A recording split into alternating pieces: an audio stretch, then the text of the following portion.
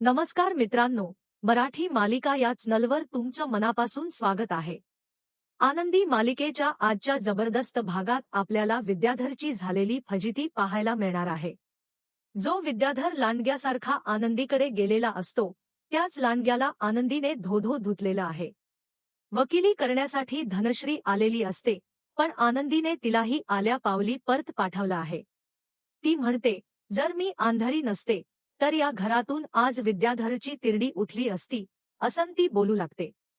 एवढंच नाही, शिल्पाने आनंदीच्या थोबाडीत मारली, पण तरी सुद्धा आनंदी शांत बसली नाही आणि नंतर मध्यरात्री सगळ्यांच्या नजरेला चकवा देत ती युगंधरच्या खोलीत जाऊन पोहोचलेली आहे। हेच आपल्याला आजच्या भागात पाहायचंय, त्यामुळे हा व्हिडिओ फार इंटरेस्टिंग आहे, शेवटपर्यंत पहा। सुरुवातीला विद्याधर नाटक करत म्हणतो, मीच या सगळ्याला जबाबदार आहे असं तुम्हा सगळ्यांना वाटतं। आनंदी गायब झाली त्याला मीच जबाबदार, युगंधर अंथरुणाला खेळलाय त्यालाही मीच जबाबदार, असं तुम्हाला वाटतं का? पण या सगळ्यात माझी काय चूक आहे? मी केलंय तरी काय? तुम्ही का माझ्या मागे लागलेला आहात? शलाका म्हणते, पृथ्वीला आम्ही आमच्या बिझनेसमध्ये सामील करून घेतलं, ही आमची चूक आहे का? माझ्या ताईचे माझ्यावर उपकार आहेत, तिने मला नेहमी आधार दिला, त्या आधाराला जागूनच मी हे सगळं करतोय। तुम्ही प्रत्येक वेळी विद्याधरला का दोष देताय? यात विद्याधरची काहीही चूक नाहीये। मिताली म्हणते, तुम्ही सगळे शांत बसणार आहात का? आता हे बोलायची वेळ नाहीये, मला माझे बाबा लवकर बरे होणं आणि शुद्धीवर येणं फार गरजेचं आहे, प्लीज शांत बसा। प्रांजल म्हणतो, हे सगळं त्या आनंदीमुळे होतंय। ती आनंदी कुठे आहे? मला तिच्याशी बोलायचंय, तिला सरळ केल्याशिवाय मी शांत बसणार नाही। या सगळ्याला एकमेव जबाबदार व्यक्ती म्हणजे ती आनंदीच आहे। पृथ्वी तिथे नसतो, कारण तो आधीच मालक साहेबांच्या खोलीत गेलेला असतो। प्रांजल म्हणतो, बोलवा त्या पोरीला, मला तिला जाब विचारायचाय। आज माझ्या बाबांची अवस्था फक्त तिच्यामुळे आहे, आत्ताच्या आत्ता तिला बाहेर काढा, हिला या घरात राहण्याचा काही अधिकार नाही, ही आमच्या आईची जागा घ्यायला आलीय। तेवढ्यात आनंदी हातात तेलाची वाटी घेऊन युगंधरच्या खोलीकडे निघालेली असते, तेव्हा प्रांजल तिला थांबवतो। निघालीस कुठे? तुझी हिम्मत कशी झाली इथून जाण्याची? ती सांगते, डॉक्टरांनी सांगितलं मालक साहेबांच्या पायाला मालिश केली तर त्यांना बरं वाटेल, म्हणून हे औषधी तेल घेऊन निघाले होते। शिल्पा पुढे येते, तुझा काय संबंध आहे या सगळ्याशी? तुला हे करण्याचा काही अधिकार नाहीये, आत्ताच्या आत्ता निघून जा, त्याच्यासाठी करायला आम्ही सगळे आहोत, तुझी गरज नाही। आनंदी विनवते, असं करू नका ना ताई, मला एकदा मालक साहेबांकडे जाऊ द्या, या तेलाने मालिश केली तर त्यांना नक्कीच बरं वाटेल, डॉक्टरांनी सांगितलंय। प्रांजल म्हणतो, आमच्या बाबांपासून तू लांब राहायचं, तुझा त्यांचा काही संबंध नाही। मिताली म्हणते, आनंदी, हे सगळं तुझ्यामुळे होतंय, हे तुझ्या लक्षात येत नाहीये का? आमच्या बाबांची ही अवस्था फक्त तुझ्यामुळे आहे। आनंदी म्हणते, मुलांनो, मला तुमचं सगळं बोलणं समजतंय, पण आता ही रागावण्याची वेळ नाहीये। मालक साहेबांच्या पायाला मालिश करत राहिलो तर त्यांना बरं वाटेल, मला जाऊ द्या ना, मला त्यांची फार काळजी वाटते। हे ऐकून शिल्पाला भयंकर राग येतो आणि ती आनंदीच्या कानाखाली मारते। हे पाहून माई बापू ओरडतात, शिल्पा, तुझी हिम्मत कशी झाली तिला मारायची? तू स्वतःला समजतेस कोण? शिल्पा म्हणते, हिची लायकीच आहे ही। माई म्हणतात, युगंधर शुद्धीवर आल्यावर तू तिच्यासोबत कशी वागलीस हे आम्ही त्याला सांगणार। शिल्पा म्हणते, जा, कोणालाही सांगा, मला फरक पडत नाही। आणि माई बापू तुम्ही या पोरीची एवढी बाजू का घेताय? ही एक नंबरची आगाऊ आहे, एवढं सांगूनही हिला कळत नाही। तुम्ही इथून चालते व्हा, जोपर्यंत युगंधर शुद्धीवर येत नाही तोपर्यंत तू त्याच्याजवळ जायचं नाही, हे ध्यानात ठेव। आनंदी म्हणते, ताईसाहेब, तुम्हाला जे बोलायचं ते बोला, मला किती मारायचं ते मारा, मला फरक पडणार नाही। माझ्यासाठी मालक साहेब शुद्धीवर येणं फार गरजेचं आहे, प्लीज असं करू नका। शिल्पा तिचा हात धरून तिला ओढत किचनकडे घेऊन जाते, तिला धक्का देते आणि म्हणते, या किचनमधून एक पाऊल जरी बाहेर टाकलंस ना तर खबरदार, तुझी जागा कायमची किचनमध्येच आहे, समजलं तुला? असं म्हणून तिला किचनमध्ये ढकलते। आजपासून हीच तुझी जागा आहे, किचनच्या बाहेर एक पाऊलही टाकायचं नाही। आनंदीला याने खूप लागतं, शिल्पा तिथून निघून जाते। इकडे युगंधरच्या खोलीत शिल्पा, मिताली, प्रांजल, माई बापू येतात. तेव्हा समोरचं दृश्य पाहून त्यांना धक्का बसतो. पृथ्वी तिळाचं तेल घेऊन युगंधरच्या पायाला मालिश करत असतो. डॉक्टर म्हणतात, हे खूप छान मालिश करतायत. आम्ही सांगितल्याबरोबर लगेच तेल घेऊन आले आणि मालिश करू लागले. मिताली म्हणते, दादा, तू बाबांच्या पायांची मालिश करतोस. प्रांजल म्हणतो, मला वादच नव्हतं एवढं सगळं होऊन सुद्धा तू बाबांची अशी मालिश करशील. आणि तो रडायला लागतो. मिताली म्हणते, दादा, खरं सांगू, आज तू हे फार छान करतोस. पृथ्वी म्हणतो, काळजी करू नका.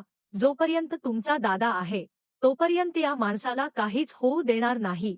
या माणसासोबत मला खूप भांडायचं, खूप प्रश्नांची उत्तरं त्यांच्याकडून हवीत. त्यामुळे काळजी करू नका. शिल्पा म्हणते, पृथ्वी, तुला बरं वाटत नाहीये, तू जाऊन आराम कर, मी मालिश करते. तो म्हणतो, नको आत्या, मी ठीक आहे. डॉक्टर म्हणतात, नाही, त्यालाच मालिश करू द्या, तो उत्तम पद्धतीने करतोय. प्रांजल पुन्हा मालिश करू लागतो. सगळेजण त्याच्याकडे पाहतच राहतात. शिल्पा म्हणते, रक्ताची नाती कितीही तोडायचा प्रयत्न केला तरी तुटू शकत नाहीत. डॉक्टर सांगतात, शिल्पा ताई, तुम्ही माझ्यासोबत येता का? गोळ्यांचं वेळापत्रक कसं ठरवायचं ते सांगतो. शिल्पा त्यांच्याबरोबर बाहेर जाते. प्रांजल, मिताली, पृथ्वी तिथेच थांबतात. पृथ्वी युगंधरच्या पायाला मालिश करत राहतो. मिताली त्याच्या बाजूला बसून रडत म्हणते, दादा, बाबा बरे होतील ना रे? मला त्यांना लवकर शुद्धीवर आलेलं बघायचंय. पृथ्वी म्हणतो, मिताली, काळजी करू नकोस, त्यांना मी काही होऊ देणार नाही. त्यांना आणखी खूप जगायचंय. त्यांचं आयुष्य एवढ्यातच थांबणार नाही. प्रांजलला आता खूप वाईट वाटतं की तो आपल्या बाबांशी असा वागला होता. दुसरीकडे आनंदी किचनमध्ये विचार करत असते. डॉक्टरांनी मालक साहेबांच्या पायाला तेलाने मालिश करायला सांगितलं होतं, पण आता कोण मालिश करत असेल, काही समजत नाहीये. तेवढ्यात विद्याधर येतो.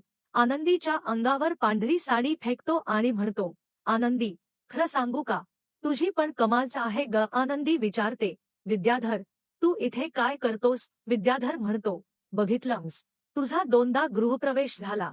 पहिल्यांदा सजलेल्या गाडीतून नटलेल्या थाटामाटात आलीस आणि दुसऱ्यांदा मात्र बंद पेटीत आलीस. काय कमाल आहे तुझी.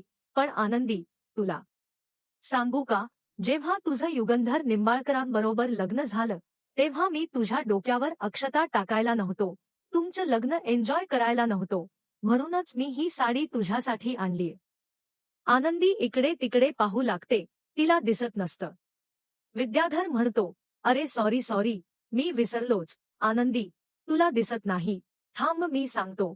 ही जी पांढरी साडी आणलीय ना, ती मी तुझ्यासाठी आणलीय, कारण तुला याच साडीची लवकरच गरज पडणार आहे. आनंदीला धक्का बसतो. विद्याधर म्हणतो, मला सांग, एवढा धिप्पाड तुझा नवरा, तुझं नेहमी रक्षण करणारा, तुझ्या पाठीशी उभा राहणारा, तो आज असा अंथरुणाला खिळलाय. मी फक्त पोराबद्दल 2 शब्द बोललो तर तो लगेच अंथरुणाला खिळला. आणि हे असंच चालू राहिलं आनंदी, तर तुला लवकरच विधवा व्हावं लागणार आहे. ही पांढरी साडी नेसावी लागणार आहे. तुझं कपाळ पांढरं नक्कीच होणार आहे. हे ऐकून आनंदीला अजूनच राग येऊ लागतो. तिच्या डोळ्यातून पाणी येऊ लागतं. ती रडू लागते.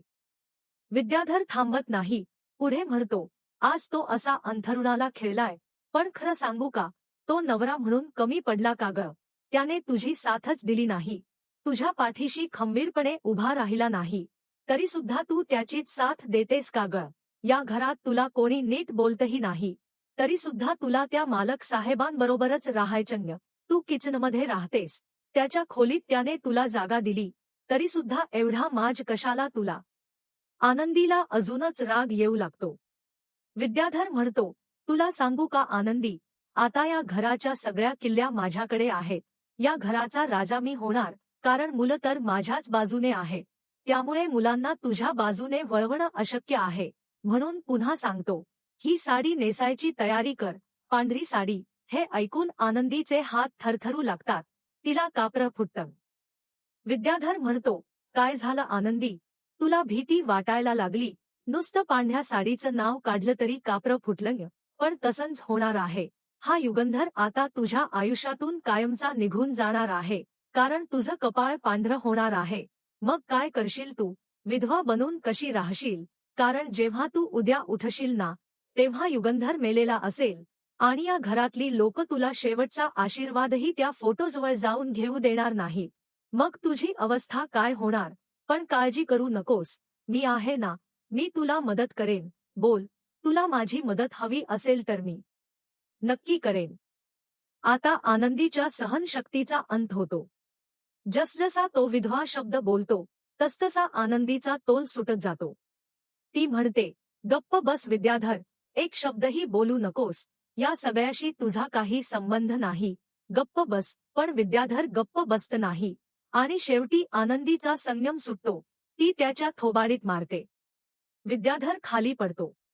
आनंदी म्हणते, लांडगा आहेस तू, लांडगा. तुझी हिंमत कशी झाली माझ्या कुंकवाबद्दल, मालक साहेबांबद्दल बोलण्याची? जर तुला एवढंच वाटतं तर समोरासमोर येऊन भीड. अंधारातून तीर काय मारतोयस, अंधारातून वार काय करतोयस, समजलं? विद्याधर घाबरतो. आनंदी, तुझी हिंमत कशी झाली माझ्यावर हात उचलण्याची, मला चटका देण्याची, असं म्हणत तो पळू लागतो. आनंदी म्हणते, एवढीच हिंमत आहे तुझी, एवढाच मर्द आहेस ना, एका आंधळ्या पोरीशी काय लढतोयस? आंधळ्या पोरीपासून का पळतोयस, का लपून बसतोयस? एवढा मर्द आहेस ना तर समोर ये, समोर येऊन भीड. विद्याधर म्हणतो, तुला कोणी सांगितलं मी मर्द आहे म्हणून? मी मर्द नाहीये, समजलं? आणि आनंदी, हा चटका तुला फार महागात पडणार आहे, असं करू नकोस, हे फार महागात पडेल. आनंदी म्हणते, पडू दे जे काय पडायचं ते, मी आंधळी आहे म्हणून एवढंच मारलंय, कळलं का? तो म्हणतो, पण तुला मला मारायला कसं दिसणार? आनंदी म्हणते, तुझ्याश वासावरून, तुझ्या पावलांच्या हालचालीवरून, तुझ्या वासावरून मी तुला नक्कीच धडा शिकवू शकते. मी आंधळी आहे पण दुर्बल नाहीये, समजलं? त्यामुळे या आनंदीच्या वाटेला जाऊ नकोस. जर मी आंधळी नसते ना विद्याधर, आणि तू मालक साहेबांबद्दल, माझ्या सौभाग्याबद्दल वाईट बोलला असतास, तर आज मी तुला अख्खा जाळून टाकला असता, समजलं का?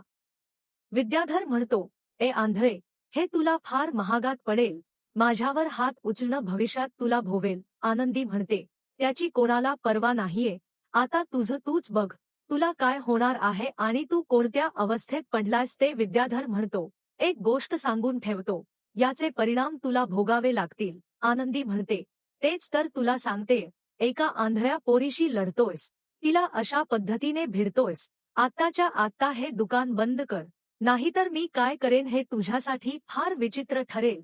असं म्हणून ती पुन्हा हवेत तवा फिरवत त्याला मारण्याचा प्रयत्न करते. विद्याधर अजून घाबरतो.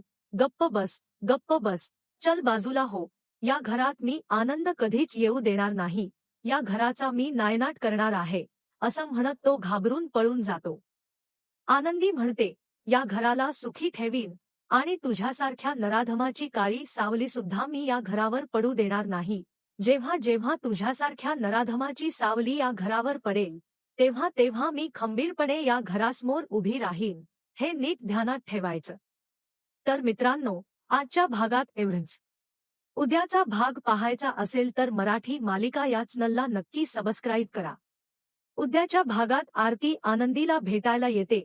त्या दोघी किचनमध्ये असताना धनश्री तिथे येऊन म्हणते, तुझी हिंमत कशी झाली माझ्या नव्यावर हात उचलण्याची, आज तू त्याला मारण्याचा प्रयत्न केलास. आनंदी तिला सुनावते, आज फक्त चटका दिलाय, इथून पुढे जर तो माझ्या सौभाग्याबद्दल बोलला तर अख्खा जाळून टाकेन, समजलं?